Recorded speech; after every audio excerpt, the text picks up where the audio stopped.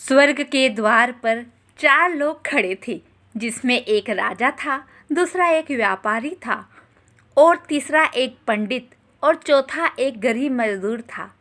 और सभी स्वर्ग का दरवाज़ा खुलने का इंतज़ार कर रहे थे। जैसा कि राजा का स्वभाव था शासन करना और आदेश देने का, वैसे ही वह स्वर्ग के द्वार पर खड़े होकर शासन करना चाह रहा था। उसने बाकी 3 खड़े लोगों से कहा, जैसे ही यह स्वर्ग का दरवाज़ा खुलेगा, देवदूत सबसे पहले मुझे ही स्वर्ग के अंदर लेके जाएंगे। मैं ही हम चारों में स्वर्ग के लिए योग्य हूँ। राजा की बात सुनकर व्यापारी से बर्दाश्त नहीं हुआ और उसने कहा, नहीं नहीं राजा, आपने राजा होकर ना जाने कितने जुल्म किए होंगे अपनी प्रजा पर। आप नहीं, मैं ही जाऊंगा। मेरा पुण्य का पलड़ा आपसे ज़्यादा भारी है। पंडित भला कैसे चुप रह सकता था। तभी पंडित ने बीच में बोलते हुए कहा, मैं धर्म से पंडित हूँ। ना जाने कितने लोगों के यहाँ हवन और पूजा पाठ करवाया है मैंने। बिना ईश्वर का स्मरण किए हुए मैं अन्न का एक दाना भी ग्रहण नहीं करता। भला ऐसे में मुझे छोड़कर देवदूत भला तुम लोगों को स्वर्ग क्यों ले जाने लगे। तुम लोगों ने अपने जीवन में केवल धन कमाया है, पुण्य नहीं। स्वर्ग तो मैं ही जाऊंगा। गरीब मजदूर अपने स्वभाव की तरह चुपचाप तीनों की बहस सुन रहा था। उसने अपने मुंह से एक शब्द भी नहीं निकाला। इतने में स्वर्ग का दरवाज़ा खुला और देवदूत एक पुस्तक लिए वहां आए। उनके हाथ में एक किताब थी, जिसका नाम मनुष्य के कर्मों का लेखा जोखा और उसका फल। देवदूत ने राजा की उत्सुकता देखकर सबसे पहले राजा को अपने पास बुलाया और कहा, तुम्हें ऐसा क्यों लगता है कि तुम्हें ही स्वर्ग मिलना चाहिए।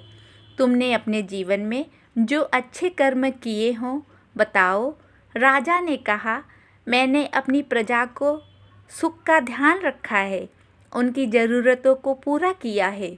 फिर देवदूत ने किताब में देखा और कहा, राजा, तुमने अभी अपना आधा सच ही मुझसे कहा है।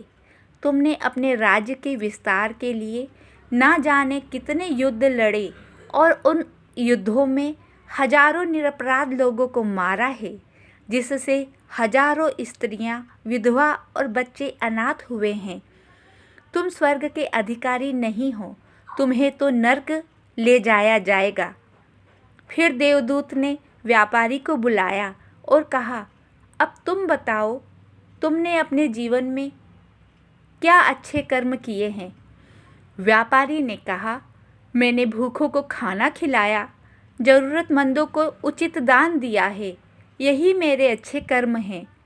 फिर देवदूत ने कर्मों की किताब में देखा और कहा, तुमने भी अपना आधा सच ही मुझसे कहा है। तुमने जो धन दान किया और भूखों को खाना खिलाने के लिए जो रुपए खर्च किए हैं, वो अन्य लोगों से झूठ बोलकर, धोखा देकर और चालाकी से कमाए थे। यह अच्छे कर्मों में शामिल नहीं किए जा सकते। जाओ, नर्क ही तुम्हारे लिए उचित स्थान है। फिर देवदूत ने पंडित से कहा, अब तुम अपने अच्छे कर्मों का उल्लेख करो। पंडित ने कहा, मैंने विधि विधान से अनेक लोगों के यहाँ कर्म कांड किए हैं, उन्हें उपदेश दिए हैं, पूजा हवन करवाए हैं, दिन रात राम नाम का जाप किया है।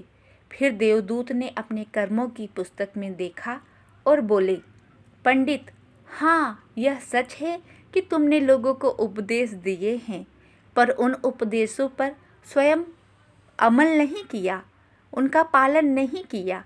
और यह भी सच है कि तुमने दिन रात माला फेरी, लेकिन ईश्वर का नाम हृदय से कभी नहीं लिया। तुम्हारा मन छल कपट से भरा हुआ था। पूजा पाठ करने के लिए तुमने लोगों से पैसा बटोरा है। भला इन कार्यों को तुम अच्छे कर्म कैसे कह सकते हो। तुम भी स्वर्ग जाने के लिए योग्य नहीं हो। मजदूर पहले की भांति ही सिर झुकाए चुपचाप धरती की ओर देख रहा था। उसकी बारी आ चुकी थी, पर उसमें कोई उत्सुकता नहीं थी। यह देखकर देवदूत ने कहा, क्या तुम्हें स्वर्ग जाने का इंतजार नहीं था? तुम इतने चुप क्यों हो? अब तुम्हारी बारी है। अपने अच्छे कर्मों के बारे में कहो, ताकि मैं कर्मों की इस किताब में देखकर निर्णय ले सकूं। मजदूर ने कहा, मैंने कोई अच्छा काम अपने जीवन में नहीं किया है, और देवदूत के सामने जोर जोर से रोने लगा। उसकी सिसकियों से स्वर्ग गूंज उठा। देवदूत ने कहा, रोना बंद करो और अपनी बात विस्तार से कहो। मजदूर ने कहा, मैं ना ही अच्छा बेटा बन सका, ना ही अच्छा पिता, ना ही अच्छा पति और ना ही अच्छा इंसान। मैंने केवल दिन भर मजदूरी की है और फिर भी अपने माता पिता, बच्चों और पत्नी को भर पेट खाना नहीं खिला पाया, ना ही तन ढांकने के लिए कपड़ा ही दे पाया। बस माता पिता की सेवा मन लगाकर तन से ही की है। धन था ही नहीं मेरे पास।